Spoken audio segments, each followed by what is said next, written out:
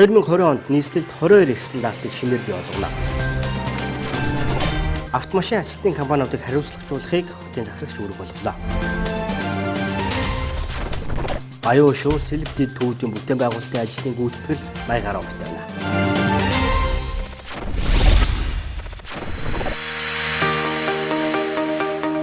Орчин үед дэлхийн том хотууд олон давхар орон сууц бүтээн байгуулалт гэхээс илүүтэй хотын иргэдэд тав тухтай амьдрах боломжоор хангахыг чухалчилдаг болсон.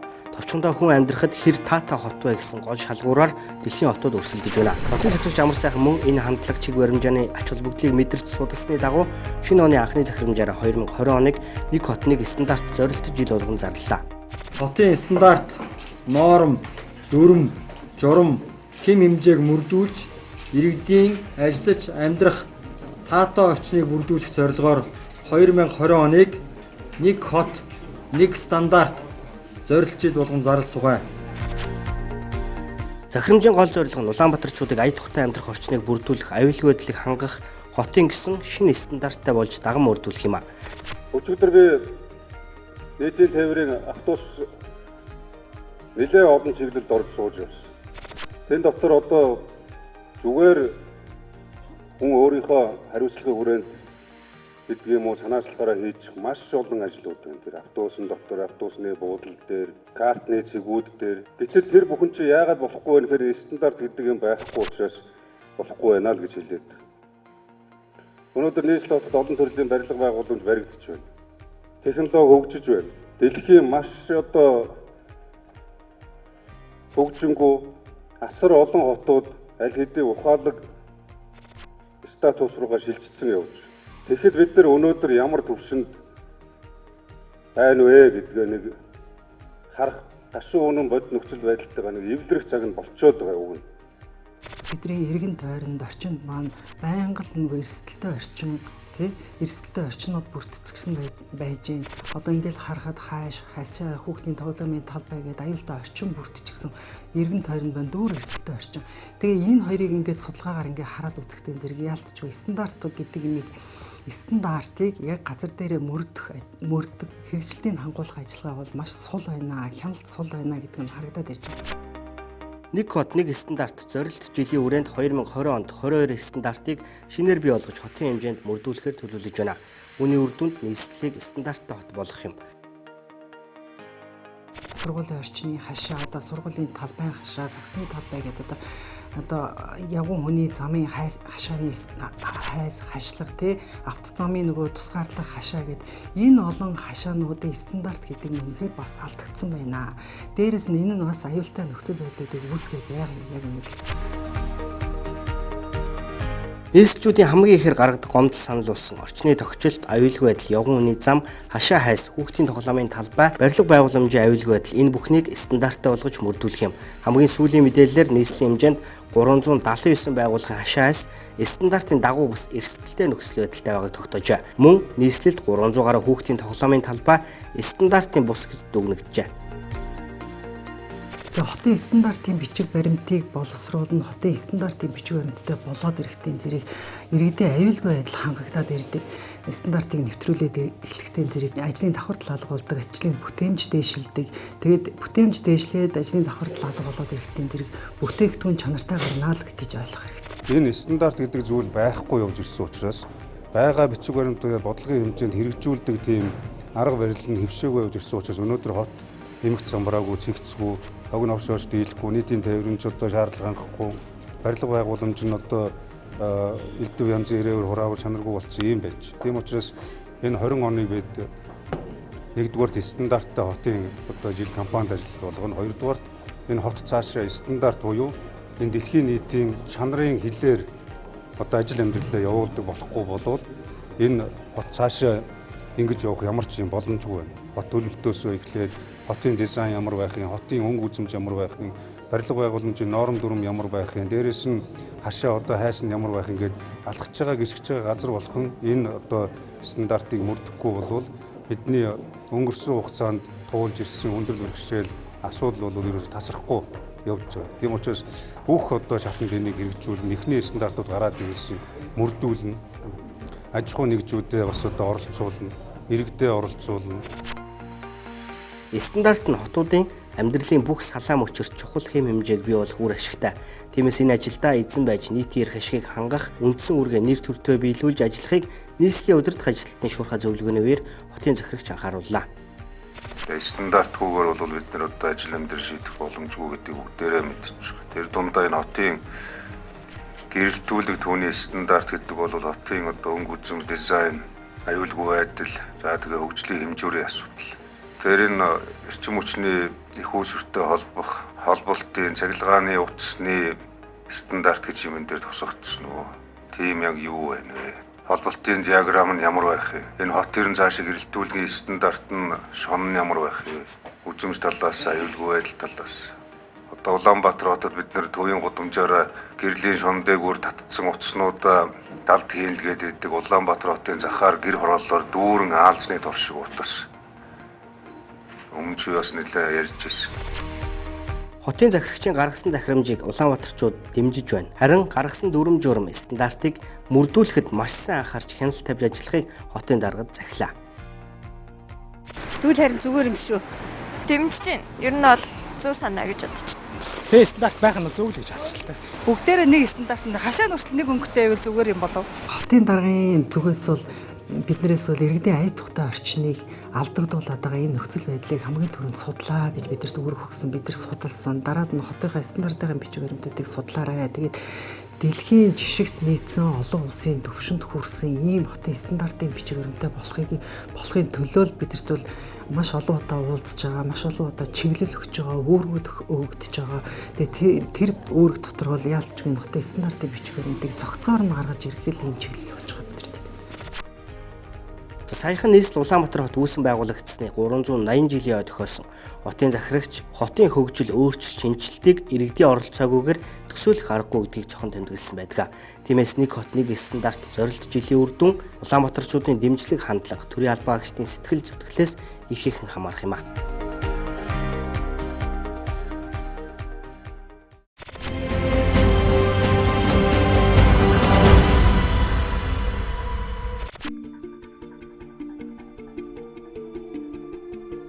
...2000-ад оны ихээр дүрм зөрчсөн тээврийн хэрэгслийг ачиж торгох арга хэмжээ авч эхэлсэн байдаг.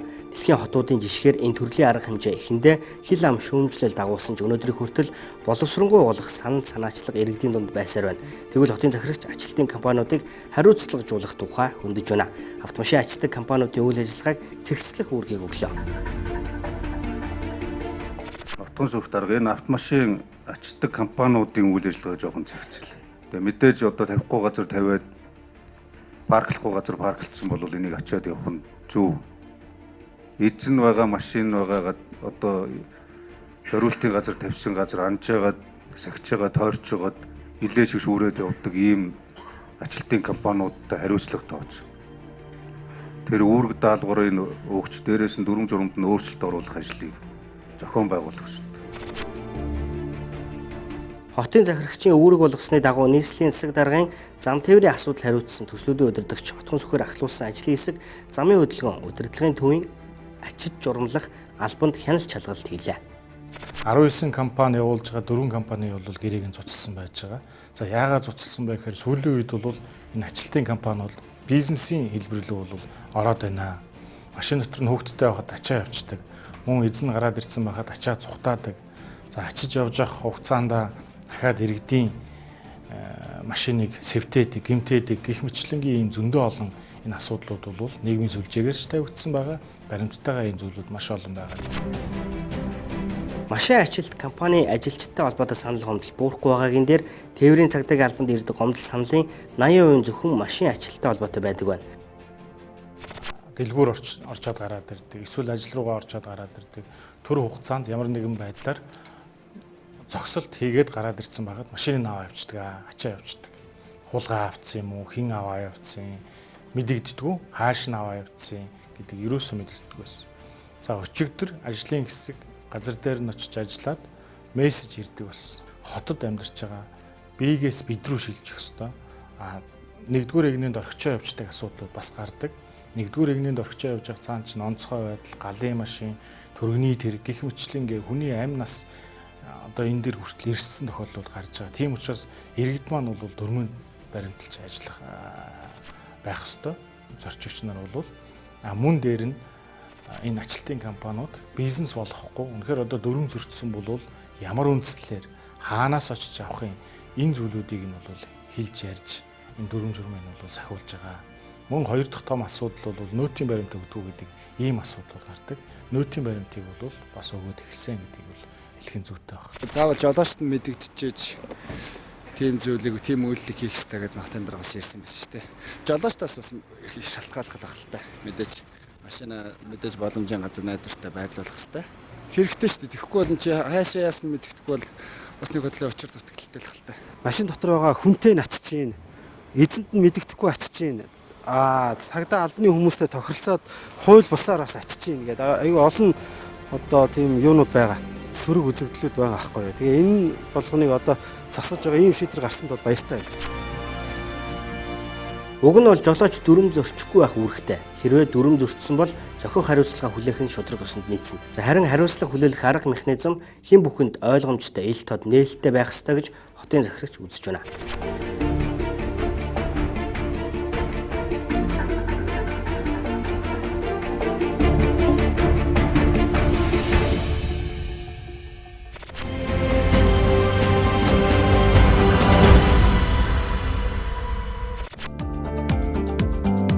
Улаанбаатар хотын түүхэнд хийгдээгүй том бүтээн байгуулалтууд хийгдэж хэрэгжиж байна. Нэг төвтэй хотоос олон төвтэй хот болгож Улаанбаатарыг хөгжүүлэх санаачлаг хотын даргын 2016-аас 2020 оны мөрийн хөтөлбөр туссан гэр орооллыг хөгжүүлэх хөрөнгө оруулалтыг дэмжих хөтөлбөр төсөл юм а. Энэ хүрээнд нийслэлд иж бүрэн 6 дэд төв байгуулж товчхондоо гэр хороололд инженерийн хувьсгал хийгдэх ажил хэрэгжиж байна. Хүссэн өсөөгөө дэлхийн нийтэд хөл нийлүүлж байгаа учраас Улаанбаатар хотод ялангуяа гэр хорооллыг орон сууцчлуулах суурь нөхцөлийг бүрдүүлэхээс гарахгүй. Тэгжээж бид нар одоо нөгөө ярьдаг баруунжих гэдэг хотчих гэдэг энэ процесс руу орно.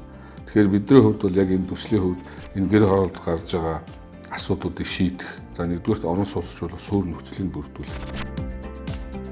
Улаанбаатар хот 4 уулын голд байдаг өвөрмөц байгалийн тогтцтой. Тиймээс төвлөрлийг сааруулах зайлшгүй шаардлагатай байгаа юм а. Өнөөдөр энэ ажил амжилттай хэрэгжиж төслийн эхний шат ашиглалтанд ороход ойртсон байна. Төслийн эхний шат болох Баян Ушуу Сэлб дэд төвүүдийн бүтээн байгуулалтын ажлын гүйцэтгэл 80% байна. 11 сард бид нар Баян Ушуу дэд төвийн 1000 м3-ийн усан санг ашиглалтанд өглөө. Дээрээс нь Баян Ушуу дэд төв маань бол төвлөрсөн дулаанд холбогдлоо. За үүнтэй холбоотойгоор бид нар хилчээ хорооллыг төвлөрсөн дулаанд холболоо. За хилчээ хороолол нь бол жилдээ нэг нийслэлийн төвшгөөс 500-аас тэрбум төгрөгийг татаас авдаг байсан. Энэ татаас бол байхгүй болж байна. Тэгэхээр Сэлб дэд төвдөр бол бид нар дулаан хангамжийн хувьд бол бие даансын их үүсвэр буюу 26.6 киловаттын дулааны станц барьж байгаа. Тэгэхээр ер нь гэр хороолоод анхан удаа одоо энэ бие даасан том их үүсвэр бий болж байгаа. Тэгээ энэтэй холбоотойгоор бол одоо дулаан хангамж нь бол хангагдаж байгаа. За мөн ялгаагүй 35 дэд станц усан сан баригдаж байгаа. За мөн энэтэй уялдаад 3 гүүр баригдаж байгаа. За мөн одоо анх удаа гэр хороолд энэ үерийн далангийн дагуух тогтчлтын ажил, ногоон байгууламжийн ажил хийгдэж байгаа. Тэгэхээр одоо гэр хороолд амьдарч байгаа иргэдийн аюулгүй орчинд одоо амьдрахын нөхцөл нь бол бүрдэж байгаа юм аа. Төсөл 10 жилийн хугацаанд хэрэгжих төлөвлөгөөтэй. Ийхүү эхний шатаа амжилттай давхад ойрхон болсон. Цаашдаж Дамд арчаа Дэнжимянга дэд төв, Шараа толгой дэд төвүүдийн бүтээн байгуулалтын ажлыг хийж гүйцэтгэх юм. Үүний үр дүнд нийслэл инженерийн дэд бүтцтэй холбогдсон орчин үеийн шийдэл бүхий 6 дэд төвтэй уснаар гэр орооллыг орон сууцчлуулах инженерийн суурь нөхцөл хангагдах юм а. Нийслэлчүүдийн амьдрах орчинд өөрчлөлт авчрах энэхүү төслийн багийнхныг хотын захирагч хариуцлагатай сэтгэлтэй ажиллахыг сануулсаар байна. Дэлхийн нийтэд бол энэ одоо хот байгуулалтын хүрээнд зайлшгүй нэг стандарт байж нэг хот бий болдог. Тэгэхгүй бол одоо хотын одоо дүүрэг болгонд янз бүрийн стандарттай байвал тэр хот маань өөрөө эрүүл аюулгүй байх. Одоо бидний орчин маань сайжрах гэдэг. Жишээ нь зөвхөн хүүхдийн тоглоомоор жишээлээд аваад үзэхэд бид нар одоо дэд төвдөр бас хүүхдийн тоглоом ногоон байгууламж барьж байна. Энийг л бас нэг стандарттай болгож бүх одоо хот маань нэг стандарттай болвол энэ чинь өөрөө нэг эрүүл аюулгүй амьдрах орчны суурь нөхцөл нь болж байгаа. Хотгийнх том айл тулгымдсан асуудлыг шийдэхийн тулд судалж нийслэлчүүдийн саналыг сонсохоор цаг хугацаатай уралдан хотын захирагч ажилласаар байна.